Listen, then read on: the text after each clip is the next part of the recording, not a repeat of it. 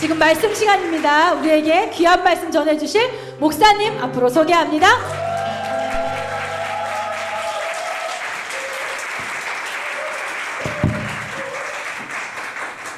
할렐루야.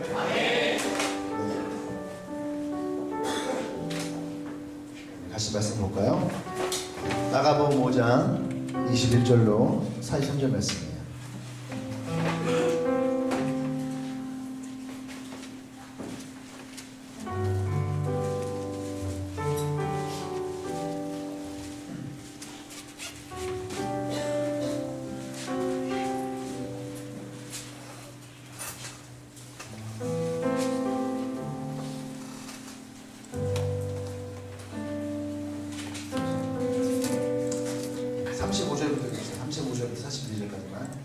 (35절부터)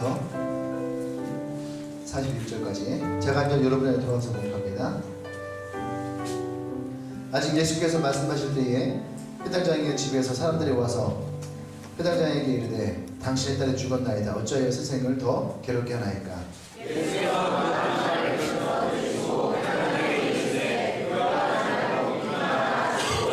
베드로와 야고보와 야고보 형제 요한 외에 아무도 따라오고 허락하지 아니하시고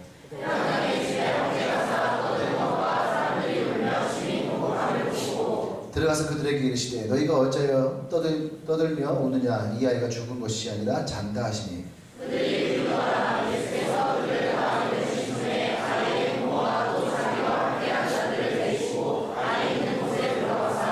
같이요. 그 아이의 손을 잡고 이르시되 달리다그 곧 내가 말하노니 소녀야 일어나라 하시니라. 아멘. 할렐루야. 옆 사람의 손을 잡을까요?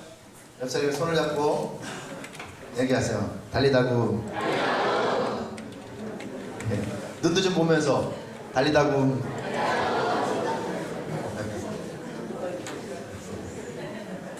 네. 무슨 뜻이라고요? 소녀야 일어나라. 오늘 말씀 제목 같이 시작. 사실은 한자로 얘기하면 잘못된 표현이에요. 그러니까 믿음의 위기만 하면 되는데 잘 이해를 못할 사람들이 여기 많이 앉았기 때문에 믿음의 위기와 위기라는 말 자체가 위태로울 위자에 기회가 있거든요. 그러니까 위태로우면 항상 뭐가 있다? 기회가 있다는 거예요. 그러니까 위기에는 어려움과 고난만 있는 것이 아니라 위기라는 말 속에는 또 다른 기회가 그 속에 들어있다는 거예요. 그래서 오늘 이 말씀은 믿음의 위기와 또 그 위기 가운데 있는 기회에 대해서 여러분들과 함께 좀 나누길 원합니다. 네. 목사 여러분 아시는 것처럼 목요일 날에 우리 통합 측 총회에 가서 주님의 교회 청년 부흥에 대해서 얘기를 했어요. 여러분들 다 짐작을 하시겠지만 많은 주목을 받았고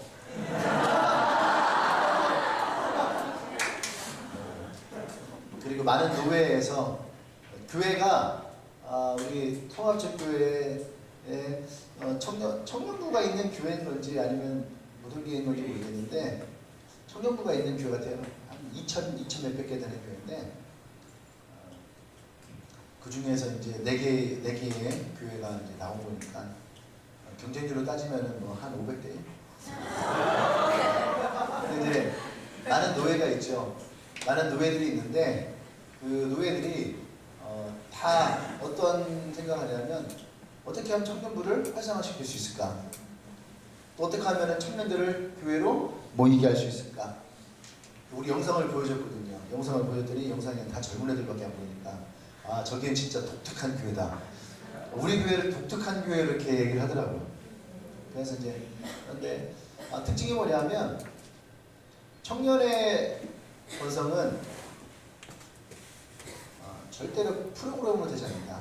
근데 모든 교회 사람들이 다 프로그램을 탓하고 있어요. 우리 교회는 좋은 프로그램이었고 우리 교회는 교회가 작기 때문에 큰 교회의 프로그램이었고 우리 교회는 새로운 프로그램을 접할 기회가 없고 어떻게 하면 청년들을 위한 새로운 프로그램을 교회에 도입을 할 것이냐 뭐 이런 것만 얘기를 하고 있어요. 그래서 제가 이제 제 차례가 제가 맨 마지막이거든요. 맨 마지막에 나가서 얘기를 했어요. 청년들은 절대로 프로그램으로 부흥하는 것이 아니다. 말씀과 기도가 그들의 삶 가운데 살아나야지. 할렐루야. 그랬더니요, 두 가지 반응이. 하나는 연령이 있으신 분, 연륜이 있으신 목사님들은요 굉장히 고개를 끄덕이세요. 예배와 기도와 금식에는 다른 방법이 없다. 근데 이제 젊은 목사들, 또 전도사들, 이런 부목사들이라든지 이제 그 젊은 전사들은요 그렇게 얘기했을 때 아직 잘 모르겠다. 뭐 이러한 느껴지더라고요. 어떤 마음인지. 그래서 이번 주 가서 지난주에 가서 얘기를 했고 아마 또 다른 곳에서도 이러한 주님의 교회 청년들이 일어나고 있는 것에 대해서 많이 관심 갖고 도움을 요청할 것 같은 그런 마음이 있어요. 너무 감사한 한 주를 보내고 돌아왔습니다. 네, 가다가 보니까요 이제 개척하신 목사님들이 있어요. 저도 이제 개척한 교회고 개척하신 분들 얘기 듣다 보니까 어떤 얘기를 하냐면 개척을 시작할 때에 주님 믿습니다 했다는 거예요. 네? 개척한다는 말 다들 그런 얘기 하죠. 하나님이 개척하라 했다. 그래서 그렇게 개척했다는 거죠. 그러면은 개척했을 때에 하나님이 부어주신 놀라운 축복이 있을 것이다 다 생각했겠죠. 그럼 믿음을 딱 선포하고 믿습니다 하고 개척의 문을 확 열었더니 낭떠러지가 이렇게 있는 거예요. 어떤 의미인지 알죠? 영화라든지 혹은 만화라든지 옛날에 뭐 톰과젤이나 아니면 뭐 하면서 막 달려가는 애 있잖아요. 뭐더라 새가 생긴 애. 하여튼 뭐 있어요 그런 거 뭐. 네, 이름은 잘 모르겠는데 그러고 보면은 항상 문 열고 나가면 낭떠러지로 뚝 떨어지고 나쁜 놈들만 항상 떨어지더라고. 그런 것처럼 목사님들이 개척을 하고 개척의 문을 활짝 열고 딱 나갔는데 낭떠러지가 이렇게 있더라는 거예요. 그래서 개척이라는 것에 대해서 많이 힘들어하고 어려워하고 내가 분명히 하나님의 말씀을 믿고 개척을 했는데 왜 내 앞에 지금 이 낭떠러지가 있느냐. 그렇게 말씀하신 분들이 있죠. 근데 그거는 목사들, 개척한 목사들에게만 있는 것이 아니에요. 할렐루야. 어쩌면 오늘 우리가 오늘날에 우리가 믿음에 대해서 얘기를 할 때에 극복해야 될 부분이 바로 그런 부분이라는 거예요. 분명히 내가 믿음으로 했는데 믿음으로 시작했는데 왜 내 앞에 이런 낭떠러지가 있을까? 할렐루야. 아마 지금 이런 얘기를 할 때에 여러분들 마음 가운데도 또 생각에 딱 돌아가는 게 있겠죠. 여러분들도 이런 비슷한 말을 했겠죠.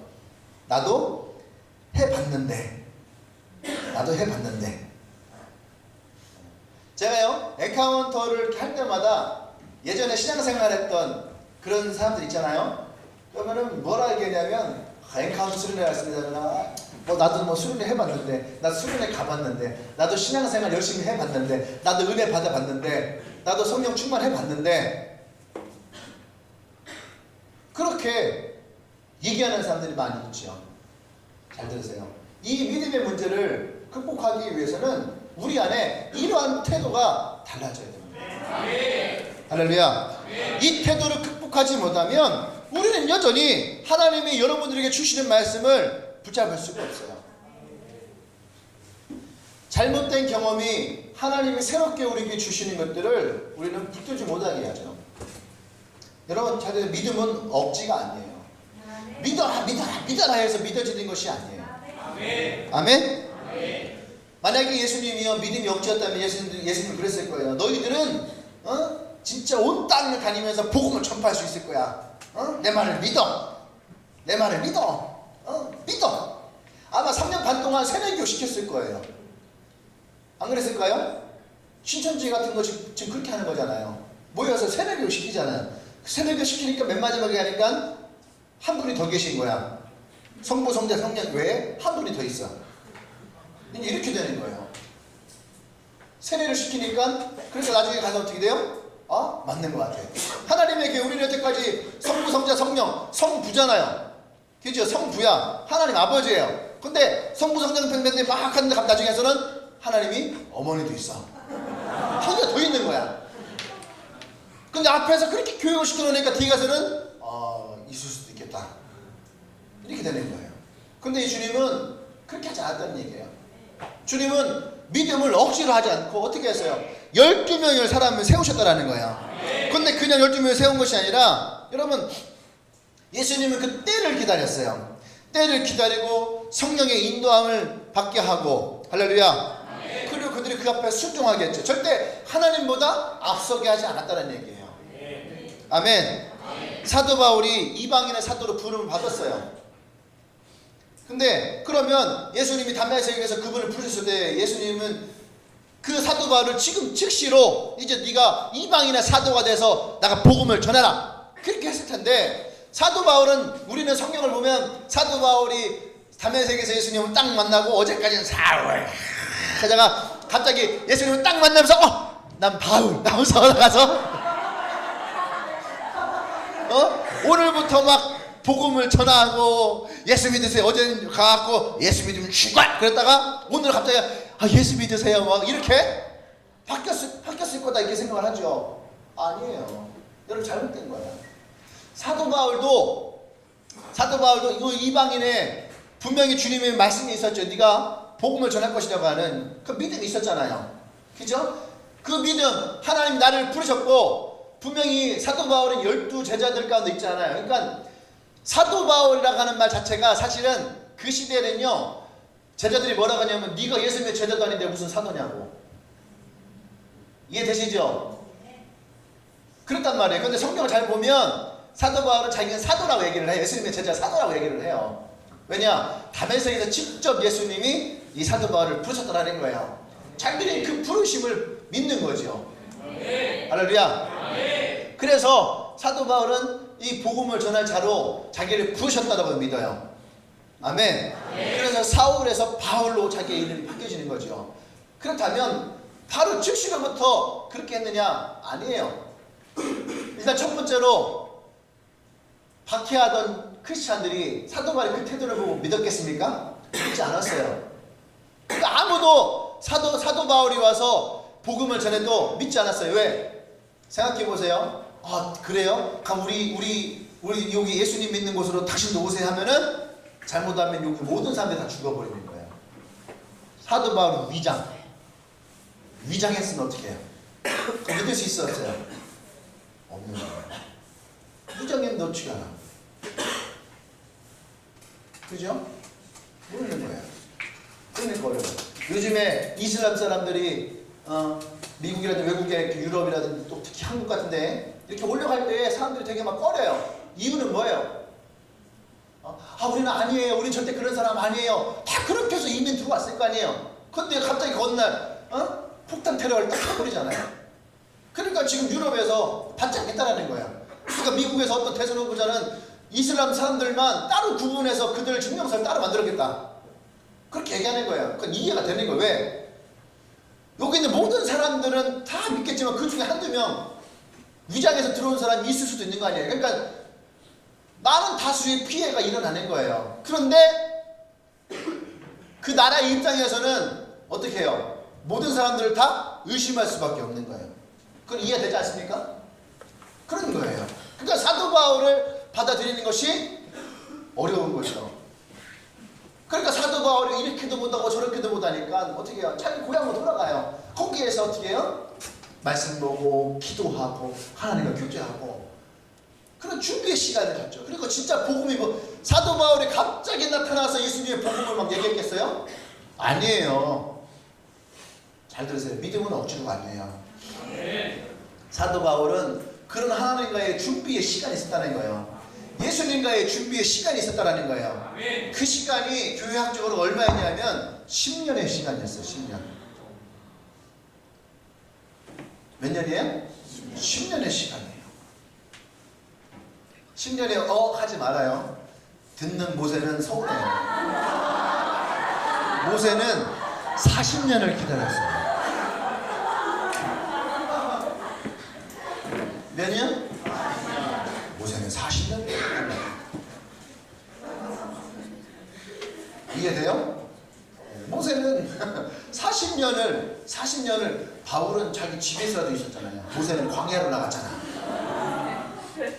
그 예수님의 마음을 얼마나 많이 이해하겠어요. 할렐루야. 네. 그런 준비의 시간이 있다라는 거예요. 할렐루야. 아멘. 그 예수님은 그 제자들이 땅끝까지 복음을 전할 것이라고 하는 것을 믿으셨어요. 그래서 주님은 12명의 제자들을 청성껏 그들을 준비시켰다라는 거예요.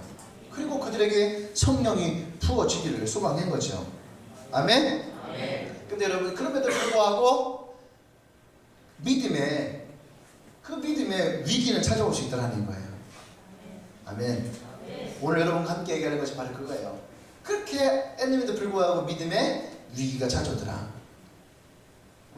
위기를 싫어하는 사람은 믿음을 가질 수가 없어요. 할렐루야. 비 온 뒤에 땅이 굳는 것처럼 지난주에 얘기했던 베드로전서 5장 10절 말씀을 기억하십시오.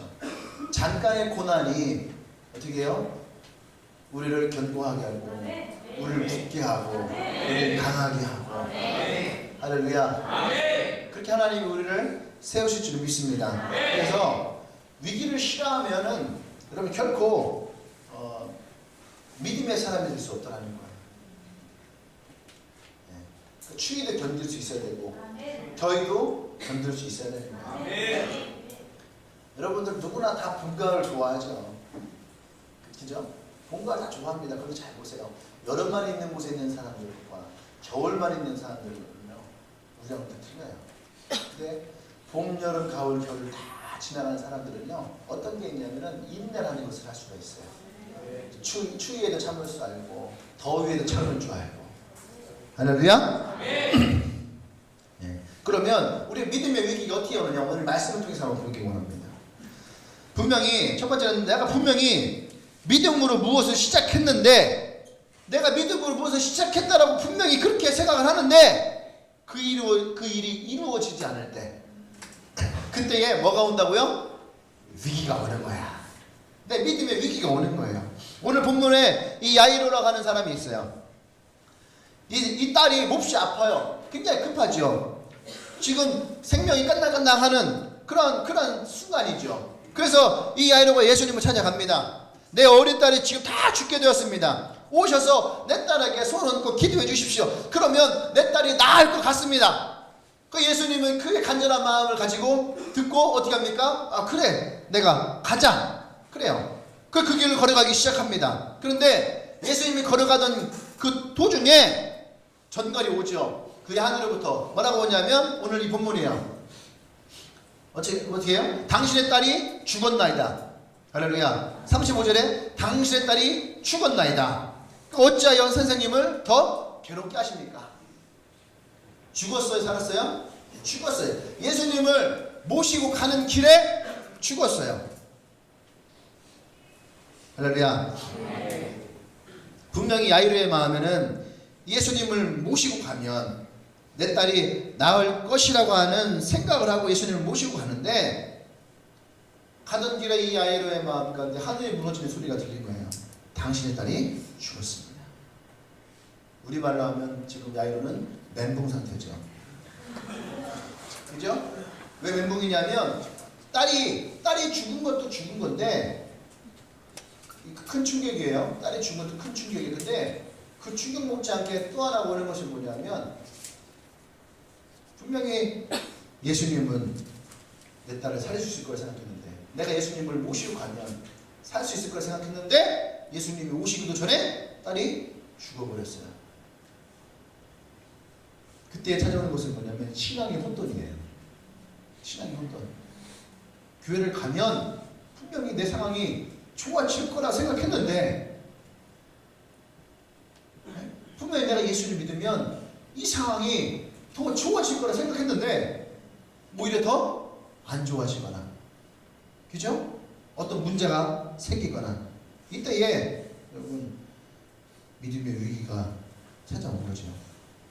오늘 이 야이로에게는 그런 믿음의 위기가 찾아온 거예요. 예수님을 모시고 가면 당연히 이 문제가 해결될 것이라고 생각했는데 오는 중에 죽은 거죠. 그럼 믿음이 헛것이냐? 그럼 예수님이 할 수 없는 것도 있는 것이냐? 마음가짐이 할 때에 여러분 그것이 바로 믿음의 위기라는 거예요. 할렐루야. 그러니까 믿음의 위기는요 혼자 오지 않습니다. 항상 믿음의 위기는요 인생의 고통과 함께 와요. 그래서 이게 믿음의 위기에 괴로움이 있는 거죠. 그러니까 위기는 위기로만 있잖아요. 괴로움과 고통이 수반된다는 거예요. 그 인생의 고통, 인생의 어려움, 그 속에서 여러분 우리의 믿음까지 흔들어 버리는 거예요. 그러니까 사람들이 원하냐, 이렇게 먹고 살기 힘든데 어떻게 교회 가냐? 내 마음이 이렇게 힘든데 내가 지금 이 마음으로 어떻게 교회를 가느냐? 어떻게 예수님을 믿느냐? 여러분들 중에는 내가 분명히 기도하고 하나님이 도와주실 줄 믿고 어떤 일을 시작했는데 왜 기도한 대로 이루어지지 않습니까? 이렇게 생각할 수 있죠. 하나님이 하실 수 없는 일도 있습니까? 이런 질문을 한다면 지금 여러분들은요 믿음의 위기를 겪고 있는 거예요. 할렐루야. 두 번째 위기는 언제 오느냐? 믿음의 위기는 시간의 촉박함을 통해서 온다는 거예요. 시간을 다투는 일들 가운데 오는 거예요. 야이로의 딸은 지금 그 질병이 촌답을 다투는 거죠. 그죠? 빨리 가야 되는 거예요. 근데 이 딸이 지금 막 다 죽어가고 막 하면 이 경각에 달려가죠. 생명이 경각에 달려있는 그런 차례인데 조금만 늦어도 죽을 수 있는 우리가 얘기하는 골든타임이죠. 골든타임. 사고가 났을 때에 골든타임 몇 분이죠? 40분인가? 30분인가? 그 시간 내에 어떤 치료가 들어가야 되는데 지금 이 딸이 그런 거죠. 지금 골든타임 시간에 들어가 있는 거예요. 굉장히 위급한 상황이에요. 그런데 여러분 이런 때는요 여유를 가지고 생각할 시간이 있어요? 없어요? 없어. 옛날에 드라마 중에 골든타임 있죠. 환자가 들어오면은 지금 이 환자를 우리가 받을 것인지 안 받을 것인지 막 의사들이 모여서 막 상의하고 생각하고 그러잖아요. 그런데 그 주인공들은 그러죠. 이럴 시간 없어! 그래서 그냥 내가 책임진다고 그래서 그냥 막 수술 들어가고 막 그러잖아요. 왜냐하면 골든타임의 시간을 놓치면 안 되니까. 할렐루야. 우리 시간에도 마찬가지예요. 우리가 그러죠. 기다려보자. 함께 기도하자. 그러면 여러분들 마음가운데 어떤 마음이 들어요? 당신이 참 여유로워 죽겠다.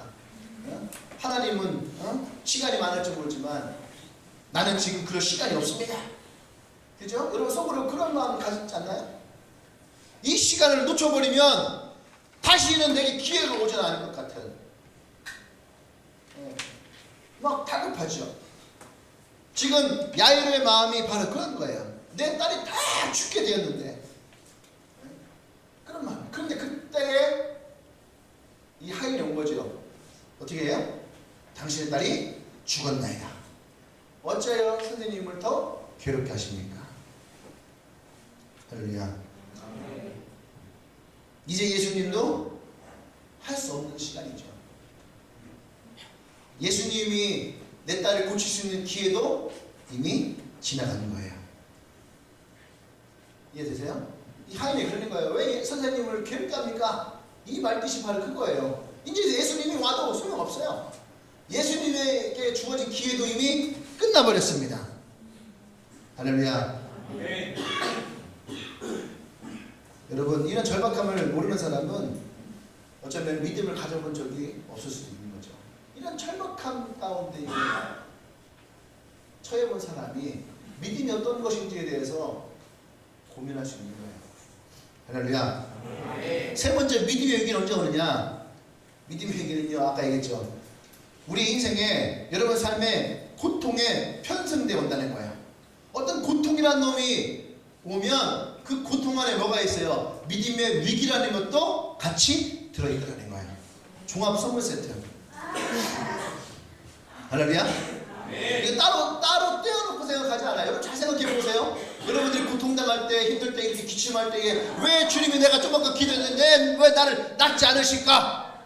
내가 분명히 믿음을 선포했는데 왜 내 감기가 낫지 않을까? 이 생각할 때 어떻게 믿음의 위기가 찾아오는 거예요. 간 다음에 어떻게 내가 손을 긋게 돼도 소용없다. 이렇게 되어지는 거죠. 그 고통이 찾아오면 지금은 아무렇지도 않아요. 근데 밤이 돼서 막 기침을 심하게 하고 막 창자가 끊어질 것처럼 막 기침을 하고 그렇게 생각하죠. 아까 분명히 내가 그렇게 기도했는데 이 밤중에 내가 이런 고통을 당하니까 왜 내가 아까 그렇게 기도했는데 왜 나는 낫지 않느냐. 이때에 고난에 뭐가요? 믿음의 위기가 오는 거예요. 와, 남들은 그렇게 열심히 해야 되는데 왜 나는 그렇게 열심히 했는데도 왜 나는 되지 않느냐. 그때에 뭐가 와요? 믿음의 위기가 찾아오는 거예요. 할렐루야. 인생이 괴로울 때에 하나님을 원망하게 된다는 거예요. 인생의 아픔에 위기는 반드시, 믿음은 반드시 위기에 편승해서 온다는 거예요. 여러분, 하나님 원망할 때 있잖아요. 하나님 어떻게 나한테 이럴 수 있습니까?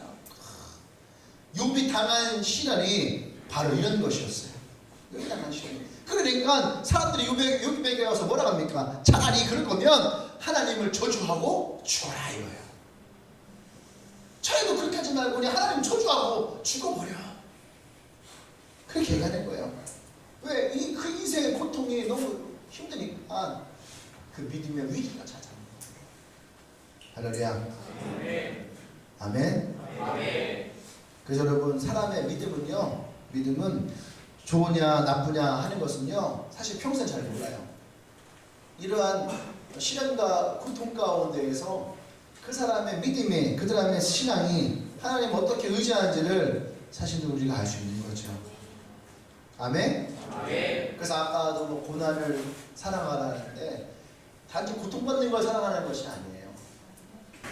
그 고통을 통해서 베드로전서 5장 10절처럼 고통을 통해서 나를 세우시고 나를 강하게 하시고 나를 견고하게 하시고 그렇게 하시는 하나님을 바라볼 수 있어야 되는 거죠. 할렐루야. 여기서 끝나면은 믿음은 위기밖에 없어요. 그렇죠. 그런데 예수님이 믿음의 위기에 대한 답을 주시는 거예요. 그러니까 믿음의 위기 가운데 무엇이 있다? 기회가 있다는 거예요. 여러분들이 위기가 있다면 여러분 그 위기가 여러분들에게 또 다른 기회가 될 줄 믿습니다. 아멘. 할렐루야. 아멘. 아멘. 예수님이 오늘 이 말씀 가운데 또 뭐라고 말씀하실지 볼까요? 예수님을 모셔오기로 했는데 기한대로 했는데 왜 이 일이 이루어지지 않느냐? 여러분, 이 생각 자체가 잘못되었다는 거예요. 내가 예수님을 모시고 왔는데 왜 내 딸이 죽었느냐? 예수님도 못하는 일이 있느냐? 라고 생각하는 것 자체가 따라서 섣부른 판단. 항상 이 사람은요 섣부르게 판단을 해서 일을 그르칠 때가 많이 있어요. 할렐루야. 자기의 승리를 못 이겨서 지금의 이 과정만 보고 안 되네 하고 접어버리는, 주식하는 사람들이 그런 데가 참 많이 있어요. 주식하다가 막 올라가다가 막 떨어지기 시작해요. 그러면은 내가 팔았어야 되는데 그때 내가 팔았어야 되는데 내가 팔지 못하고 지금 손해인데 어쩔 수 없어. 더 큰 손해를 감수해서라도 지금 내가 팔아야 돼. 이게 전문가들 얘기거든요. 반드시 반등이 있을 것입니다. 근데 신나지 않죠? 믿지 않죠? 지금 손해가 막 갑자기 막 1억이 생기고 한 번 저거니까 막 2억이 되고 또 내일 밤에 어떻게 되는 거야? 3억이 될 거라고 믿는 거죠. 근데 섣부른 판단을 하니까 어떻게 해요? 그냥 오늘 팔아버리는 거예요. 2억 손해를 보고. 근데 갑자기 내일부터 그 반등이 일어나기 시작하는 거예요. 그래서요, 전문가들이 뭐냐면 개미들은 절대로 돈을 못 번대요. 위에서 장난치는 사람들이 있기 때문에 올렸다 내렸다 장난치는 사람들이 있기 때문에 개미들은요 돈을 못 번다는 거예요. 섣부른 판단이 항상 우리를 일을 그르치게 때가 많아요. 오늘도 그런 얘기예요. 할렐루야. 근데 우리가 오늘 읽지 않았지만 위에 나가보면 어떤 일이 있냐면 12년 동안 혈류병을 앓았던 여인이 있어요. 근데 예수님 지나가다 그 여인을 만났어요. 그 여인이 예수님 옷자락을 만져서 병이 났어요. 그러면 어때요? 지금 야이로의 딸이 급하잖아요. 그럼 그냥 가시면 되잖아. 근데 예수님이 그냥 기어이 쓰신 거예요. 누가 나의 옷을 만졌느냐. 지금 야이로는 급한 거야. 옷 만지게 뭐가 그렇게 중요해? 지금 내 딸이 죽게 생겼는데 여러분 안 그래요? 누가 나야 여인이다 제가 만났습니다. 그렇구나. 넌 어디 사니? 이름은 뭐니? 얼마 동안 아팠어? 막 물어보고 막 얘기하고 한참을 막 얘기를 하고 또 막 뭐 해도 막 10분 시간이 급해. 지금 1시간 급한데 지금 이렇게 얘기할 시간이 없는데 그렇게 하고 나서 걷는데 갑자기 온 거예요. 선생님, 주인이요, 당신의 딸이 죽었나이다.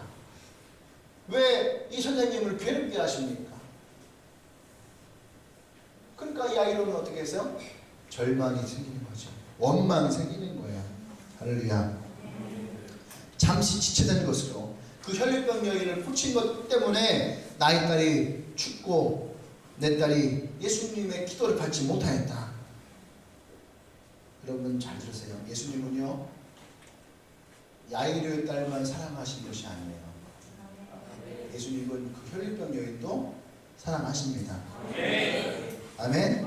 하나님은 나도 사랑하지만 하나님은 여러분도 사랑합니다. 하나님은 우리도 사랑하지만 하나님은 나의 이웃들도 사랑합니다. 아멘. 하나님은요, 나의 경쟁자도 사랑하십니다. 우리는 그런 때가 있거든요. 우리 교회만 잘 됐으면 좋겠다. 근데 안 그래요. 하나님은요, 그 교회도 사랑하세요. 그 교회도 사랑하시고 우리 교회도 사랑하는 거예요. 우리는 잘못 나만 사랑하기를 원해요. 우리가 때때로 그런 마음이 있거든요. 뭐 저런 목사님 교회 왜 이상한 왜 하나님은 저런 목사님의 교회를 저렇게 부흥시켰을까? 그렇게 생각할 때가 있어요. 근데 잘 보세요. 근데 하나님은 그 교회 목사님을 사랑하시고 그 교회 성도를 사랑하고 그 교회 자체를 사랑하세요. 저 사람은 저렇게 나쁜 짓을 하는데 왜 저 사람에게는 하나님 축복하실까? 그리고 왜 나는 착하게 선하게 사는데 왜 우리 집은 어려울까? 여러분, 하나님은 그 사람도 사랑하시고 여러분도 사랑하세요.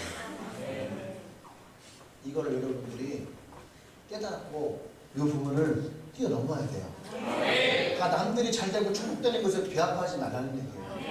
하나님이 여러분들을 축복하시는 그 때가 있다는 거예요. 할렐루야. 요셉은, 보세요 여러분, 요셉은요 꿈을 꾸죠. 그 형들에 의해서 죽임을 당할 뻔했고 노예로 팔렸고 그런 인생을 살았어요. 그러다가 또 그가 감옥에 갇히게 됩니다. 그때 감옥에 갇힌 관원장들이 둘이 있었잖아요. 그들의 꿈을 또 그들의 꿈을 해석해 주잖아요. 그렇죠? 아니 나도 꿈을 꾸고 지금 나는 이 생고생하고 감옥에 갇혔는데 내가 그 사람들의 꿈 해석을 해줬는데 그 사람들은 어떻게 나가서 지금 복직해갖고 살고 있잖아. 나는 뭐야? 꿈 해석은 누가 해준 거예요? 내가 해준 거잖아. 얼마 전에도 우리가 이제 제주도 가서 양육해주자. 다른 교회도 양육해주고 그러는데 그쪽 교회 가서 양육해주면 그쪽이 더 잘하는데 또 우리랑 비슷한 레벨의 교회들이 있잖아요. 근데 자꾸 그 교회들이 우리 거를 탐내는 거예요. 엔카운터는 어떻게 하는지 포스트 엔카운터 영상을 뭐 달라고 하고 또 막 우리 양육하는 걸 이렇게 듣더니 그 양육 어떻게 하는 거예요? 그래서 우리의 양육하는 것을 달라고 하고 그런 걸 우리 마음 어떻게 해요?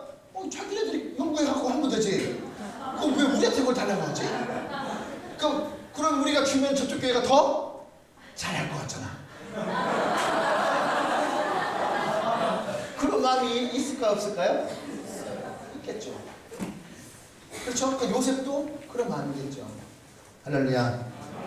아멘. 분명히 요셉도 그런 마음을 가지고 있었을 거예요. 근데 여러분, 그 사람의 마음의 소원만 들어주신 것이 아니라 하나님은 우리의 마음의 소원도 들어주십니다. 아멘. 하나님은 지금 야이로의 딸을 잊으신 것이 아니라, 잘 들으세요. 야이로의 딸을 잊으신 것이 아니라 예수님은 이 혈류병 여인도 사랑하신 거예요. 여러분 이걸 이해하셔야 돼요. 여러분들을 잊으신 것이 아니라 여러분의 이웃도 사랑하시는 거예요. 그러니까 여러분들 사랑하는 거예요? 사랑하지 않는 거예요? 여러분들이 잊은 거예요? 잊지 않은 거예요? 잊지 않았다는 얘기예요. 할렐루야. 혈류병 여인 때문에 야이르의 딸이 죽었다고 생각하면 안 된다는 거예요. 어쩌면 이것이 우리가 빠지기 쉬운 우리의 생각의 함정이에요. 생각의 함정. 저 사람을 잘 되는데 왜 나 안 될까? 하나님 저 사람 축복하시고 왜 난 축복하지 않을까? 저 사람의 기도는 드시고 왜 내 기도는 들어주지 않을까? 이게 생각의 함정이에요. 여러분의 기도를 듣지 않는 것이 아니고 여러분들을 잊은 것이 아니라는 거예요. 지금 그 사람의 차례고 그 사람이 먼저라기 때문에 주님 먼저 그 사람을 세우시고 그 사람 하시는 거예요. 할렐루야. 여러분들이 그것을 믿기를 원합니다. 남이 성공하면 나의 성공의 기회가 줄어들 것이다. 남이 취업하면 내 취업의 기회가 줄어들 것이다. 남이 셀을 일으키면 내 셀을 일으킬 기회가 줄어들 것이다. 그럼 세상은 그렇게 생각할 수 있어요. 세상은 경쟁사이니까. 이제 남이 진급하면 내 진급의 기회가 사라지잖아요. 근데 여러분 그건 세상적인 거예요. 그렇게 생각하면 안 된다는 거예요. 믿음의 삶은 그렇지 않아요. 혈류병 여인의 병도 낫고 야이르의 딸도 낫고 혈류병 여인이 먼저 나이를 떼었기 때문에 혈류병 여인이 낫고 그 다음에 가서 이 소녀를 낫게 하시는 거예요. 남이 먼저 했다고 내 몫이 줄어드는 것이 아닙니다. 다른 교회가 부흥했다고 그럼 우리 교회가 부흥하지 못하는 것이 아니에요. 그 교회가 먼저 하고 그 다음 우리 교회가 가면 되는 거예요. 아멘? 할렐루야. 두 번째는 시간의 촉박함이죠. 하나님은 때때로요 우리를 의도적으로 급한 상황으로 모실 때가 있어요.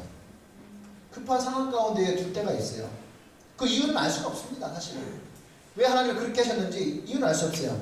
근데 하나님은요 의도적으로 우리로 하여금 식은땀으로 흘리게 할 때가 반드시 있다는 거예요. 내가 개척할 때에도 그렇게 모르셨어요. 내가 시간을 끌었어요. 끌었더니 9개월 만에 지금 막 바로 나가요. 그래서 2주 만에 사임하고 뭐 준비되고 뭐 할 것도 없이 개척할 것 같으면 개척 준비를 하고 와야 될 거 아니에요. 그렇죠? 뭐 터도 알아보고 집기도 알아보고 그죠? 어떻게 먹고 살 건지 그것도 좀 생각해보고 그래야 될 텐데 하나님은 촉박하게 우리를 모를 때가 있어요. 그래서 갑자기 막 2주 만에 사임하고 이렇게 나오는. 할렐루야. 성경은 모세가요 백성들 이끌었어요. 막 사람들이 다 좋아하죠. 막 자유를 선포하고. 그런데 갑자기 홍해 바다 앞에 딱 온 거예요. 아까 이게 똑같은 거예요. 믿음을 선포하고 났더니 낭 떨어지더라. 믿음을 선포하고 났는데 어떻게 해요? 바다야. 근데 바다만 있는 것이 아니에요. 뒤에 뭐가 있어요? 애굽의 기병대가 오는 거죠. 내가 잘못한 개걸 뻔했어. 안 웃긴 얘기를 뻔했어. 궁금하지? 알았어, 안 할게.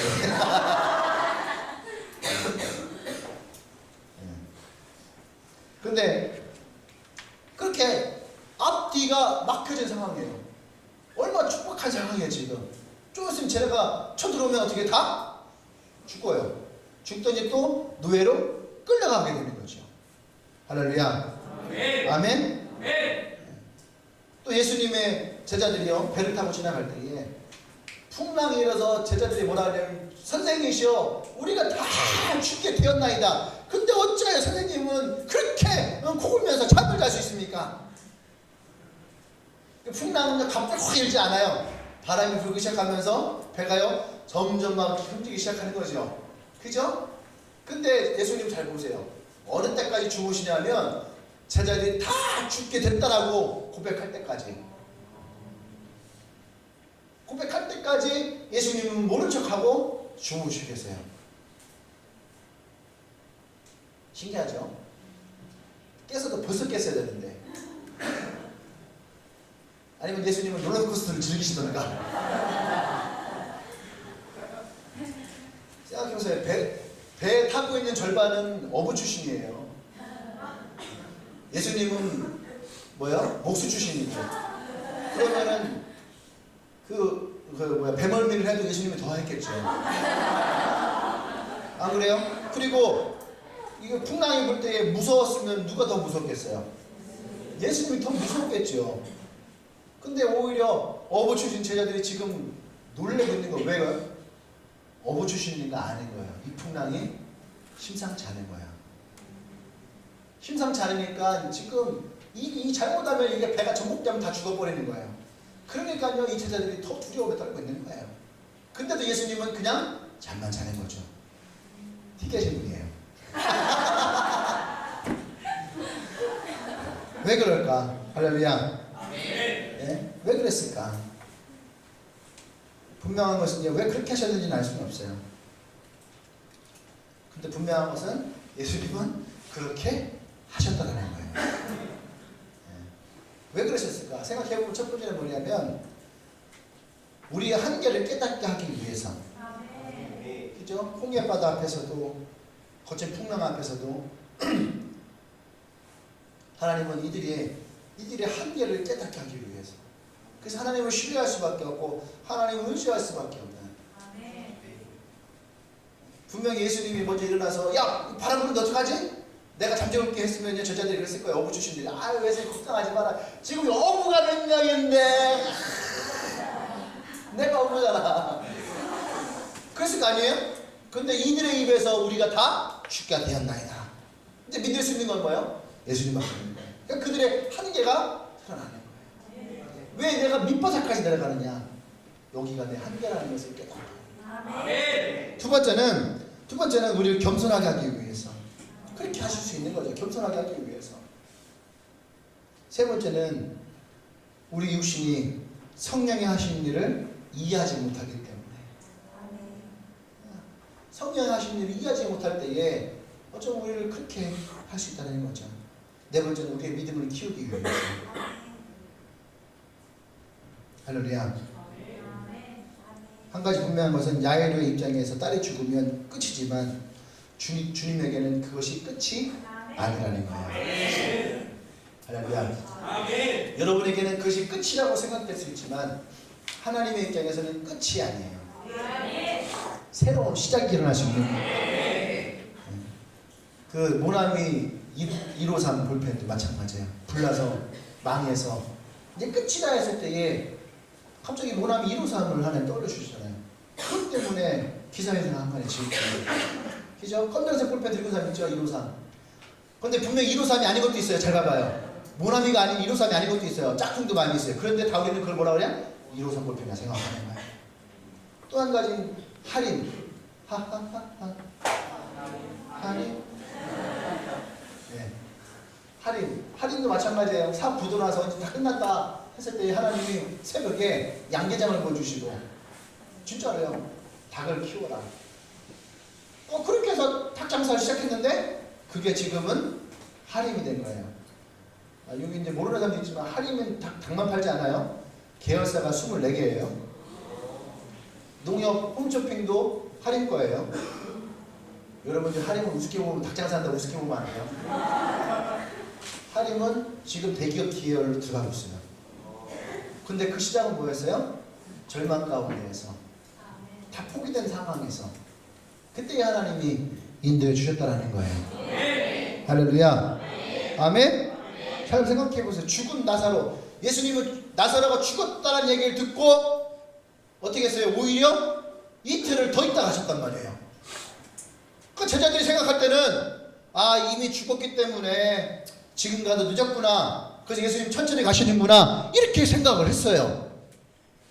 그렇죠. 그리고 그의 동생들이 나와서 뭐라 했어요? 마르다와 마리아가 뭐라 했어요? 주님이 계셨더라면 내 오빠가 살을 수 있었는데. 똑같아. 야이로 똑같은 마음이에요. 근데 예수님은 지금은 오다가 혈육병 여인 치료하냐고 좀 늦었다고 하지만 예수님은 뭐하고 계셨는지 모르지만 나사로가 죽었는데도 불구하고 그 얘기를 들었는데도 움직이지 않아요. 그리고 오히려 제자들과 있다가 이틀 후에 가십니다. 그러면 이미 시체가 썩었죠. 냄새가 나죠. 근데 주님 뭐라고 하십니까? 베드로야. 베드로 아니라 나사로야. 내가 베드로랑 좀 친해서 그래. 자꾸 친하면 친한 이름 나오잖아. 이제 베드로야. 아니 나사로야. 나사로야. 나와라. 할렐루야. 사람들은 다 죽고 장사됐고 여기에서도 사람들이 예수님의 나사로를 살리려고 할 때 다 예수님을 욕했거든요. 이제 늦게 와가지고 뭐한 짓이야 저거. 그랬단 말이에요. 그런데 예수님이 뭐라 해요? 동굴을 바위를 치우고 나사로야 나오라. 근데 나사로가 나왔잖아요. 묶여있잖아 붕대로. 나사로가 이렇게 나왔겠어요? 주님하고 나왔겠어요? 붕대 칭칭 감고 말이지 이렇게 나왔겠지. 할렐루야. 나의 때는 지났을지 모르지만 예수님의 때는 지나지 않았다는 거예요. 예수님이 계신 그때가 예수님의 때라는 거예요. 할렐루야. 아멘. 주님께는 너무 늦은 것이 없어요. 아멘. 여러분, 어차피 여러분들이 이 가운데 어떤 사람들은 내가 회개하기에 너무 늦은 죄가 없고 내가 죄가 많아서 내가 죄 때문에 회개하기에 이미 늦었다 하지만 여러분, 회개하기에 너무 늦은 죄도 없고 하나님에게 돌아가기에 너무 늦은 사람도 없는 거예요. 그렇게 따지면은 그 탕자는 어떻게 해요? 죽어야지. 그죠?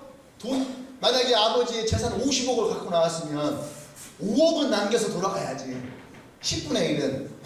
그죠? 근데 그것마저 다 잃고 돼지 주염나무 열매도 없었고 못 먹는 인생인데 그러면 어떻게 해요? 아버지에게 돌아가기는 이미 늦었죠. 차라리 한 5억 남기고 가서 아버지 제가 나가서 어떻게 한번 사업해서 한번 번성해 보려고 했는데 45억 잃고 그 5억만 남겨서 왔습니다. 이러면은 그래도 뭔가 얼굴에 체면이라도 갖고 가는데, 그죠? 근데 여러분, 너무 늦은 것이 없다는 거예요. 주님. 할렐루야. 오늘 그런 사람이 있다면 난 여러분들이 용기를 내길 원합니다. 마지막 세 번째예요. 세 번째는 뭐냐면 인생의 시련에 믿음의 위기가 함께 찾아온다는 거였어요. 여러분, 그렇기 때문에 우리는 더 강하고 담대해야 된다는 얘기예요. 믿음의 반대는 의심이 아니고 사실은 믿음의 반대는요, 또 하나 뭐냐, 두려움이라는 거예요. 두려움. 그래서 예수님은 야이로에게 뭐라고 했어요? 성경 보세요. 36절에 두려워하지 말고 믿기만 하라. 아멘? 두려워하지 말고 믿기만 하라. 이것이 예수님이 야이로에게 하신 말씀이에요. 사람을 두렵게 하는 것은요, 낙심에서 찾아오는 거야. 낙심. 아무것도 내가 할 수 없다라고 하는 그 낙심에서 세상이 두려운 거야. 자살하는 이유는 낙심이 되니까 세상을 살기 두렵고 내가 사람을 쳐다보기가 두렵고 그래서 가족에게 돌아가기가 두렵고 그러니까 그 두려움 앞에 자살을 하는 거예요. 할렐루야. 근데 오늘 본문에 보면 그 종이 와서 당신의 딸이 죽었나이다. 어찌하여 선생을 더 괴롭게 하십니까? 라고 말할 때에 예수님께서는 그 하는 말을 옆에서 들으셨다라고 얘기해요. 성경 보세요. 36절에 예수께서 그 하는 말을 곁에서 들으시고, 그럼 우리는 아무 생각 없이 이 구절을 보지만 이 본문은요, 마태복음, 마가복음, 누가복음에 나와요. 그런데 마태복음과 누가복음에는 이 구절이 없어요. 예수님이 들으셨다라 하는 말이 없어요. 근데 이 마가복음에는 예수님이 그것을 들으셨다라 하는 거예요. 여러분, 이 한 줄의 이 말씀이 얼마나 귀한지 몰라요. 예수님은 여러분들이 낙담할 때에, 여러분들이 고통당할 때에 예수님은 그 말씀을 들으셨다라는 거예요. 지금 이 야이로가 딸이 죽었다라고 하는 그 낙담 가운데에 예수님은 그것을 들으시고 뭐라고 합니까? 두려워하지 말고 믿기만 하라. 지금 야이로에게 하신 말씀이 그거예요. 두려워하지 말고 믿기만 하라. 할렐루야. 주님께서는 우리가 어떤 위험에 처했는지 아신다라는 거죠. 주님께서 지금 우리가 어떤 마음으로 낙심되어 있는지를 아신다라는 거예요. 아멘. 여러분, 분명한 것은요, 지금 이 말을 전하는 종의 말에는 사람을 낙심케 하는 말이 들어있어요. 낙심케 하는 말이. 먼저는 그 야이로에게 당신의 딸이 죽었습니다. 근데 이 말에는 야이로가 더 이상 당신의 수고가 필요 없어요. 당신의 노력이 필요 없습니다 라고 하는 것이 담겨져 있어요. 또 하나는 이제 저 예수님도 필요가 없다라고 하는 거예요. 예수님 필요가 없다는 거예요. 근데 예수님은 그 말에 들으시고 뭐라 해요? 그 마음 흔들릴 때 예수님은 나에게 두려워하지 마라. 낙담하지 마라. 믿기만 하라. 처음 네가 나를 믿으려고 했던 그것처럼 믿기만 하라 이거예요. 우리는 예수님을 믿고 오다가 중간에 낙심이 되고 어려운 일이 생기면은 그것 때문에 그냥 쓰러져 버리는 거예요. 상황을 보고 현실을 보고 지금 나의 모습을 보고 내가 예수를 믿어도 소용없고 내가 예수와 함께해도 소용없다라고 하는 생각에 믿음의 위기가 이 고난과 두려움에 편성되어서 나로 하여금 어떻게 해요?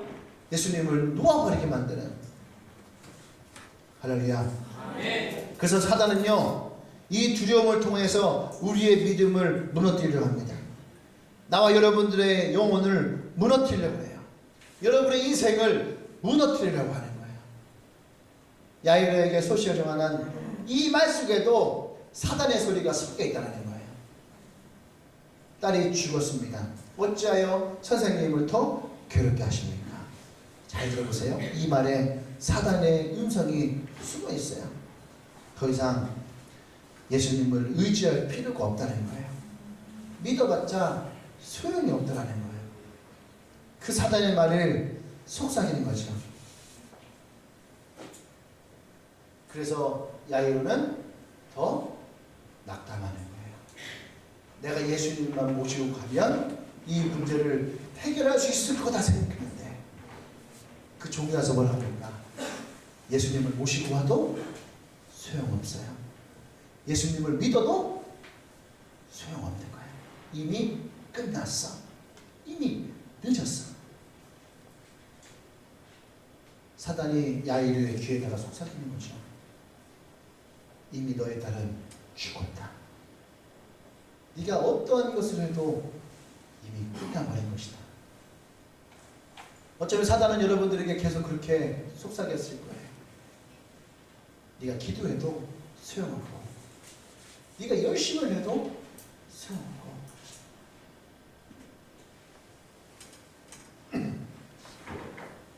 여러분들은 누구의 말을 누구의 음성을 듣기를 원합니까? 사단은 여러분들에게 이제는 소용없다. 네가 예수님과 함께 와도 소용없다. 근데 예수님은 야이로에게 두려워하지 말고 믿기만 하라. 두려워하지 말고 믿기만 하라.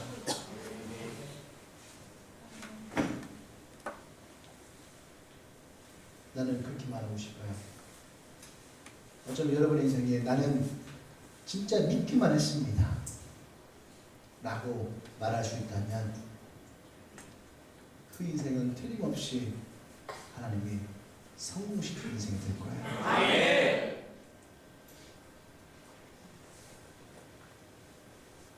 야고보는 나의 믿음을 나의 행함을 통해 내가 나의 믿음을 보이라 그랬어요. 근데 여러분 야고보가 얘기하는 믿음은요 그만큼 준비되어지고 하나님이 날 쓰시기에 내가 준비되어지는. 근데 우리는 내가 준비되어지지도 못하고 그냥 믿음 하나만 가지고 그렇게 선포하며 나가는 사람이 있어요. 그러니까 사단이 여러분들 그냥 그렇게 나가니까 거기서 준비되어지지 않는 나가니까 거기에서 사단이 그거 봐라 안 되잖아. 그러니까 낙담 한마디에 쓰러져 버리는 거예요. 나 가서 했더니 안 되더라. 나 예수 믿고 했는데 안 되더라. 그래서 야고보가 나의 행함으로 나의 믿음을 보이리라.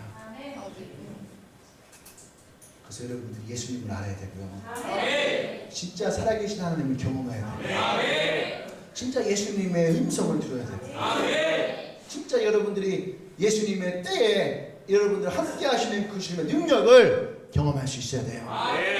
할렐루야. 기도하십시다. 기도할 때에 아까 우리 기도하면서 콜링했는데 한번 여러분들이 다시 그 기도를 하고 싶어요. 여러분 마음 가운데에 고난이 찾아오고 믿음의 위기가 찾아오는 사람들이 있나요? 그래서 마음 가운데에 정말로 내가 기도하면 될까? 정말로 내가 예수님과 이렇게 예수님을 불러서 같이 가면 해결될 수 있을까? 그런 마음을 품고 나갔던 사람들이 있나요? 그럼 오늘 여러분들 안에요 믿음의 위기가 찾아올 거예요. 또 혹시 여러분 마음 가운데 사단의 속삭이지 있나요? 너무 늦었다. 너는 이제 안 될 거다. 이제 네가 신앙생활 새로 시작한다고 해서 그게 될까? 네가 지금 새로운 마음을 갖는다고 해서 예전처럼 돌아갈 수 있을까? 그렇게 여러분의 마음 가운데에 사단의 속삭임이 있나요? 아까 얘기했죠. 하나님에게는 결코 늦은 시간이 없고 하나님에게는 결코 늦은 사람이 없다. 오늘 우리에게 필요한 것은 뭐예요? 주님의 말씀이죠. 두려워하지 말고 믿기만 하라. 오늘 여러분들이 이 말씀을 붙기를 원하는 사람, 이 말씀을 붙들기를 원하는 사람, 그러한 사람들은 우리가 자리에서 일어나십시다. 그 말씀을 붙들기를 원하는 사람은 그 자리에서 일어나고 우리가 그 말씀을 붙들고 기도하기를 원합니다. 하나님, 내가 오늘 야이르에게 말씀하셨던 것처럼 내가 두려워하지 아니하고 내가 주의 말씀을 붙들기를 원합니다. 내가 주의 말씀을 신뢰하기를 원합니다. 내가 그렇게 주님께 나가기를 원합니다. 하나님, 나와 함께하여 주시옵소서. 나의 때를 열어 주시옵소서. 나의 시간을 열어 주시옵소서. 그렇게 우리가 믿음을 선포하며 하나님께 기도하며 나가십시다. 기도합니다.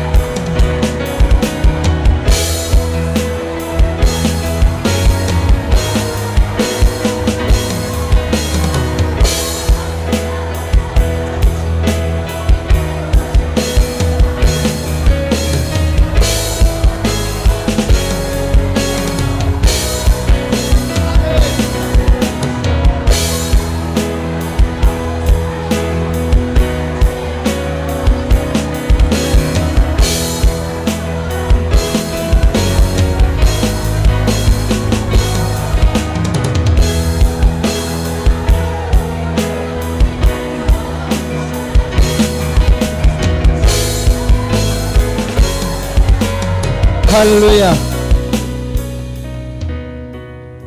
여러분들 중에 혹시 내가 주님께 나가기에 너무 늦지 않았는가 이렇게 생각되는 사람이 있나요? 혹시 내가 지금 새롭게 시작하기에 늦지 않았는가? 우리 금요일날 기도할 때 그랬죠. 느헤미야 52 이것이 시간이 절반이 지났다고 포기하지 말고 오늘 다시 그 52일을 선포하고 나가라. 늦은 것이 아니다. 여러분, 늦었다라고 생각하지 마십시오. 하나님에게 결코 늦은 사람이 없어요. 여러분들이 하나님의 신앙을 새롭게 시작하려고 할 때 내가 너무 늦은 것이 아닌가? 아니에요. 우리 가운데는 늦은 사람 단 한 명도 없어요. 아까 얘기했다시피 모세는 40년이 지나서 80세에 시작했고, 여러분, 바울은 그 콜링을 받고 나서 10년 되어서 시작을 했어요. 여러분들 중에 그 10년이 될 때에 사도 바울만큼의 복음을 일으킬 사람이 나올 수 있음을 믿습니다. 중요한 것은 뭐예요? 두려워하지 말고 주님을 믿는 거죠. 신뢰하는 거죠. 난 여러분들이 그런 담대함을 갖기를 원합니다. 그런 강함이 있기를 원합니다. 조금 더 의심치 아니하고 말씀을 붙들고 나가기를 원합니다. 오늘은 강했다가 내일은 의심하는 인생이 아니라 얘기했죠. 주님은 뭐라고 하면 믿기만 하라는 건 뭐예요? 여기 가던 길에서 끝내지 않고 너의 집까지 가서 너의 딸을 보기를 원하는, 네가 처음 나와 함께하고자 했던 그 목적을 이루라는 거예요. 할렐루야. 난 여러분들이 그런 사람 되기를 원합니다. 할렐루야. 할렐루야. 우리 그 하나님께 영광 박수 올립시다. 할렐루야.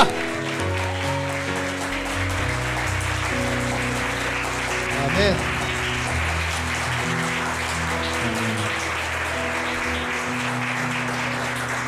오늘 이 말씀이 여러분들에게 또 다른 새로운 시작이 일어나기를 원합니다. 아멘. 오늘 우리에게 처음 오신 분 있나요? 오늘 예배 가운데 처음 오신 분 있으면은 환영합니다.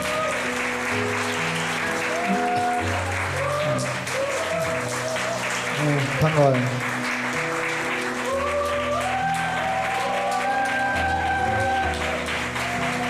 또 멋있는 형제들, 우리 자매들이, 우리 멋있는 형제들이 좀 교회를 많이 왔으면 좋겠다 하는데 하나님의 격도 듣지 않으십니다. 이게. 우리 두 형제는 목사님 여러분들이 교회를 다니는지 안 다니는지 잘 몰라요. 근데 여러분들에게도 이런 믿음의 도전이 있기를 원해요. 결코 하나님 안에서 늦은 것은 없어요. 오늘 얘기가 좀 두려워하지 말고 믿기만 하라. 하나님께 돌아오는 것은 결코 늦은 사람이 없다. 여러분의 인생이 어떠한 삶을 살았고 어떤 모습을 살았던, 중요한 것은 지금 내가 그 하나님을 믿고 여러분들의 인생 가운데 같이 가고자 하느냐. 끊임없이 주님은 여러분들이 함께 가기를 원해요.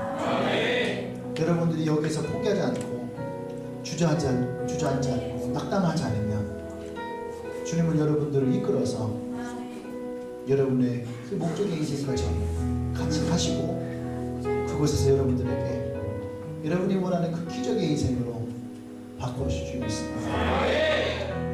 두려움이나 낙담 가운데 우리에게 찾아오는 가장 어려움은 뭐냐면 외로움이라는 거예요. 많은 남자들도 외로움을 겪어요. 근데 예수님은 얘기했죠. 옆에서 여러분의 그 고난의 소리를 듣고 계세요. 난 여러분들이 그런 예수님을 믿기를 원합니다. 아멘. 그래서 여러분들이 그 예수님을 믿기를 원한다면 중요한 것은 뭐냐면 예배를 사모해야 돼요. 믿음은 절대로 혼자 일어나지 않아요. 말씀이 곧 하나님이라고 하기 때문에 그 하나님을 만나는 예배를 사모하십시오. 꽃이 아무리 화려해도 꺾인 꽃은 며칠 가지 못합니다. 그런데 뿌리가 내려간 나무는 오래가요. 그러니까 여러분들이 이 주님의 교회에 찾아왔다면 이곳에서 여러분들이 믿음의 신앙이 뿌리를 내리고 하나님을 만나길 소망합니다. 두 번째는 아까 얘기했던 것처럼 성령도 함께 하시지만 한번 뒤를 보세요. 여러분들과 함께할 여러분 리더가 같이 있어요. 한번 보세요, 얼굴. 이 사람들이 여러분들 도울 거예요. 야이르의 족은 야이르에게 찾아와서 낙담을 주지만 이 사람들은 여러분들이 찾아와서 소망을 줄 거고 여러분들 사랑의 말을 줄 거고 여러분들이 격려하는 말을 줄 거예요. 할렐루야. 우리 가슴에 손 한 번만 기도할까요? 다시 한번 따라하겠습니다. 예수님, 오늘 이 시간에 내가 예수님께 들어오기를 원합니다. 내 마음을 주님께 드립니다.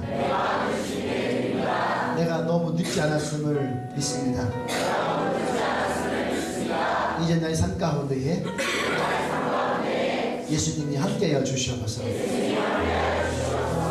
하나님, 그렇습니다. 우리 귀한 형제들이 두려워하지 아니하고 예수를 믿으며 그의 인생이 하나님 허락한 축복의 인생이 되기를 원합니다. 주님께서 기름 부어 주셔서 예수님을 인하여서 이들의 인생이 가장 멋지고 가장 값지고 가장 의미 있는 가치 있는 인생 될 수 있도록 주님이 함께해 주시고 또한 이들과 함께하는 우리 리더들 또 함께 복음을 전하는 우리 형제들 가운데에도 동역하며 나눌 때에 끈끈한 형제의 정이 넘쳐날 수 있도록 주님이 부으시고 역사하여 주시옵소서.